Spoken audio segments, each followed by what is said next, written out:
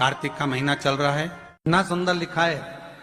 कार्तिक के महीने में 10वीं तिथि को जो तुलसी की डंडी को घी में भिगोकर अपनी कामना कर भगवान के सामने दिए में रखकर जला देता है, दिए की तरह उससे आरती उतार देता है, कहते हैं उसका जन्म दूसरी बार पृथ्वी पर नहीं होता, वो भगवान के गोलोक धाम में जिंदगी भर के लिए विराजमान हो जाता है। जिंदगी भर के दीप की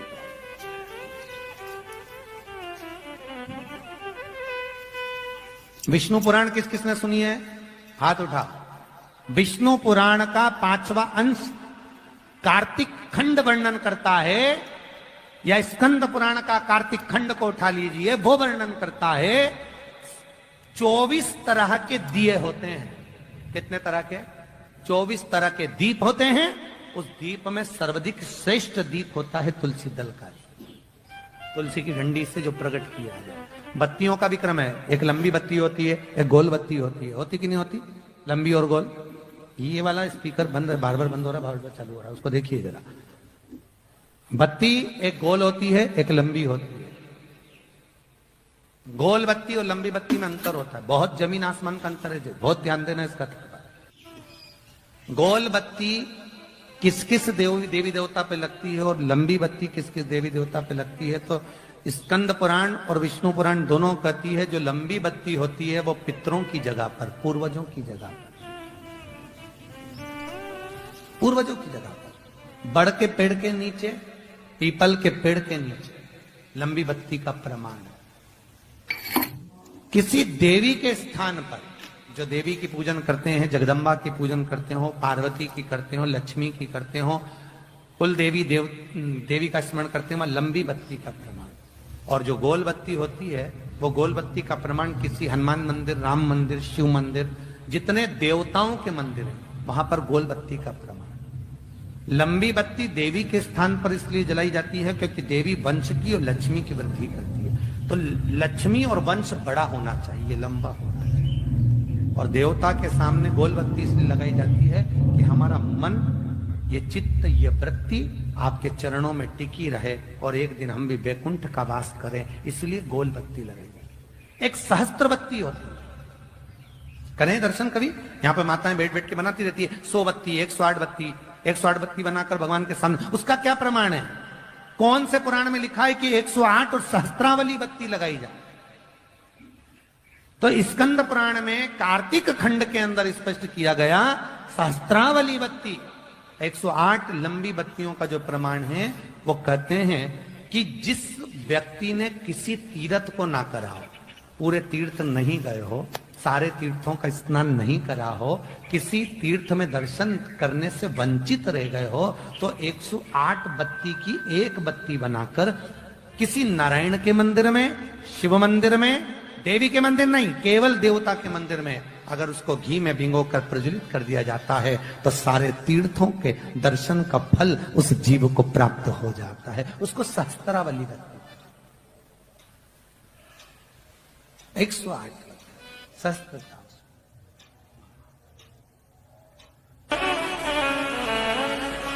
तुलसी के पौधे के नीचे जब हम दिया लगाते हैं, बहुत ध्यान से सुनना जीजियों, आप लोग लगाते हैं, तुलसी के पौधे के नीचे जब हम दिया लगाते हैं तो तुलसी के पौधे में जितनी पत्तियां होती हैं, जितनी पत्तियां होती हैं उतनी देवियां,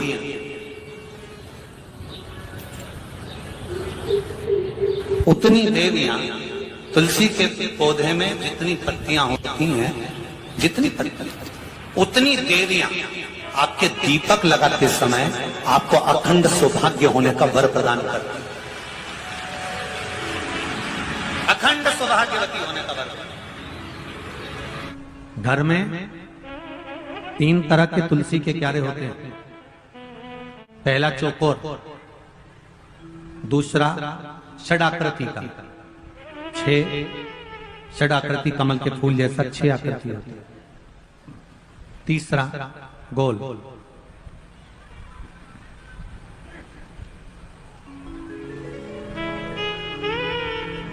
इन 3 तुलसी के क्यारों में पुराने समय के घरों में सबसे ज्यादा जो तुलसी के क्यारे होते थे वो चौकोर होते थे, गोल होते थे कि षडाकृति के होते थे।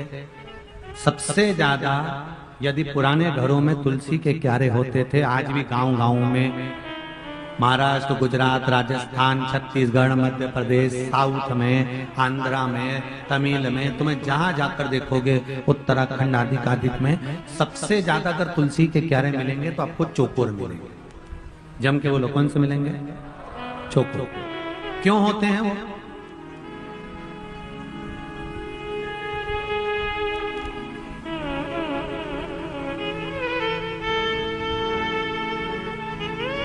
किस लिए?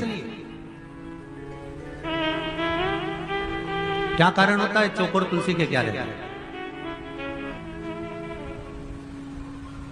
कि चौकोर जो तुलसी का क्यारा होता है, इसमें पितरों का, कुल देवता का, कुल देवी का, कुल के जितने भी हमारे पूर्वज होते हैं उनका स्थान चौकोर तुलसी के क्यारे में बना हुआ होता है। अपने आप उसको बनाने की जरूरत नहीं पड़ती।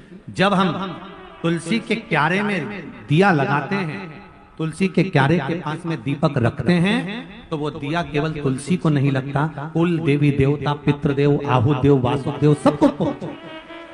अब जरा देखिए हमारा सनातन धर्म देखिए कितना प्रबल होगा। एक चौकोर तुलसी के क्यारे से किस किस चीज की फल की प्राप्ति हो सकती है, यहां तक स्कंद पुराण कहती है हमारा।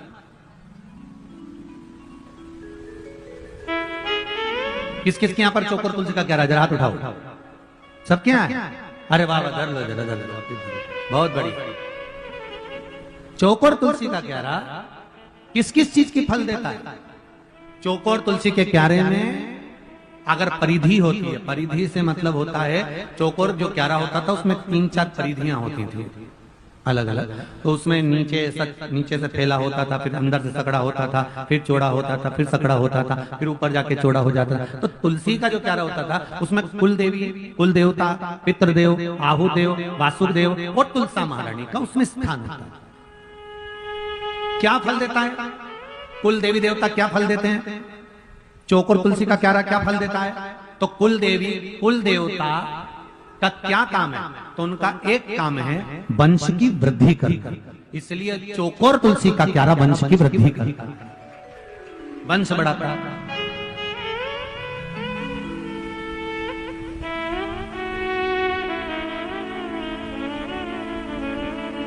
अगर चौकोर तुलसी के क्यारे में बहू विवाह कर आई, बेटी अगर विवाह कर आई ससुराल में, और ससुराल में आने के बाद उसने एक नियम ले लिया कि मुझे तुलसी के क्यारे में जल डालना है, घी का दिया लगाना है, दीप लगाना है, तो उसके घर में कभी वंश की कमी नहीं हो सकती, वंश बढ़ेगा ही, चाहे वर देना पड़ेगा। तुलसी की माला से भगवान शिव का नाम स्मरण कर सकते हैं।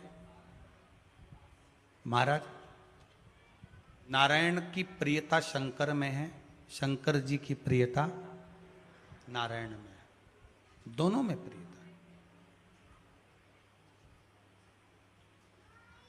तुलसी भगवान नारायण की ऐसी प्रियता है, ऐसी प्रियता है। एक बात कथा में आपको पहले भी कही, 12 महीने भगवान शंकर पर तुलसा नहीं चढ़ती, पर एक दिन बैकुंठ चतुर्दशी के दिन शिव जी पे तुलसा चढ़ती है। पर शिव महापुराण के अंतर्गत लिंग पुराण में वर्णन मिलता है कि शंकर भगवान पर मंजरी समर्पित हो सकती है। क्या चढ़ सकती है? मंजरी। मतलब तुलसी की जो संविदा होती है, माला बनती है, उससे यह सिद्ध होता है कि आप शंकर का गुणगान गा सकते हो, शिव स्मरण कर सकते हो। आप किसी ने एक प्रश्न पहले भी करा था कि रुद्राक्ष की माला से क्या हम भगवान विष्णु का भजन कर सकते हैं? क्यों नहीं कर सकते?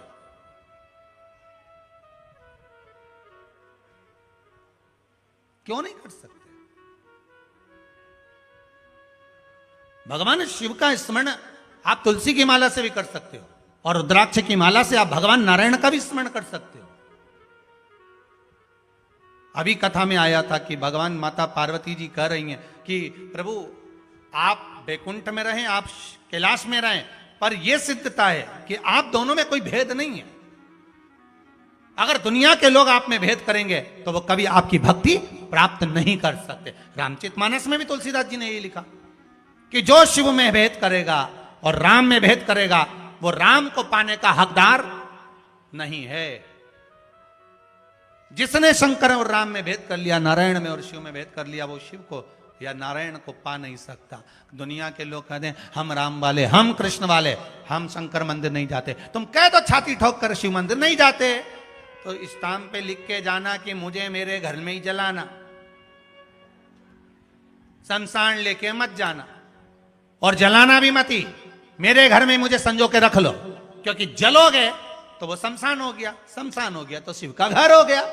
लिख दो कि हमें मत लेकर जाना, हम शंकर का प्रसाद नहीं लेते, हम शंकर का पूजन नहीं करते, हम शिव का जल नहीं पीते, हम शंकर को जल समर्पित नहीं करते, हमें मत लेकर जाना। लिख दो, आप लिख कर जाओ।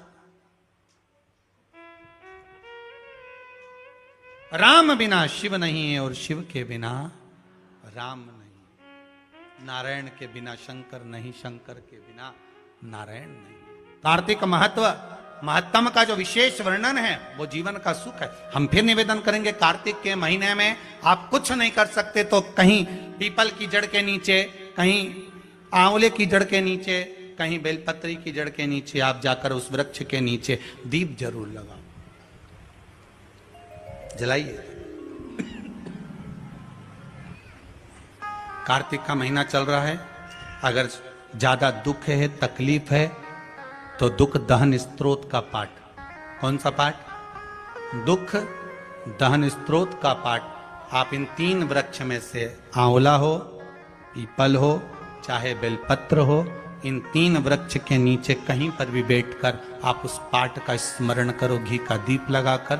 बाबा चाहेगा मेरा विश्वनाथ तो आपके दुख को नष्ट करेगा और सुख का आनंद प्रदान करेगा। दुख दहन स्तोत्र का पाठ करें। कहा जाता है कि अगर कोई आपको ज्यादा परेशान कर रहा है, बहुत टेंशन दे रहा है, बहुत ज्यादा अगर वो इतना हताश हो गए कि आपने सोच लिया अब तो मर जाऊं तो अच्छा है, इसका नाम लिख जाऊं, ये सब चीज करने से अच्छा है 5 दशमी, दशमी जानते हो, 5 दशमी, कोई सी भी 5 दशमी आप चुन लीजिए, परंतु वो दशमी अमावस्या के पहले वाली नहीं होना चाहिए, वो पूर्णिमा के पहले वाली दशमी। 5 कोई सी भी दशमी पर शमी के वृक्ष के नीचे जाइए, घी का दीपक लगाइए, शुद्ध जल तांबे के पात्र में लेकर जाकर अर्पित करिए। पहले दीप जलाना, उसके बाद शमी के पौधे में जल डालना और पौधे उस वृक्ष के नीचे बैठकर जल चढ़ाकर वहीं पर 1 चावल का दाना समर्पित कर कर बाबा से प्रार्थना करना कि बाबा मुझे बहुत कष्ट है, ये मेरा एक तकलीफ मुझे दे रहा है, बस आप मेरी तकलीफ को दूर करना।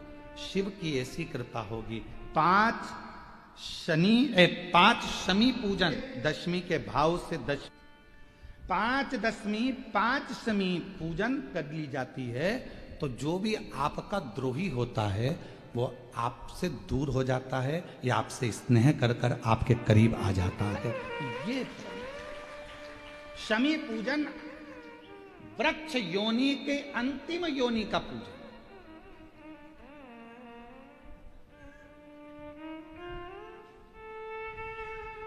सारे वृक्षों पर पत्थर पड़ जाते हैं, पर शमी के पौधे पर पत्थर किस लिए हम मारेंगे? कौन मारेगा? उसमें तो कांटे लगे रहते हैं, कौन मारेगा उसको?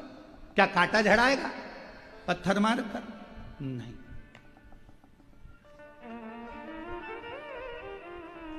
हम तो यहां तक कहेंगे कि शमी की आराधना, साधना आपके द्रोहियों को, दुश्मनों को भी दूर कर देती। शमी। और मेरी जीजियों, मेरे जीजाओं, मेरी बेटियों, बेटाओं, मेरी माताओं, मेरे बुजुर्ग माता पिता स्मरण करें, जब जब यदि आपका हृदय दुख है, मन दुख है, तो एक शमी की पत्ती को शंकर के शिवलिंग पर जरूर चढ़ाएं, सारे दुख अपने आप समाप्त होना प्रारंभ। शमी का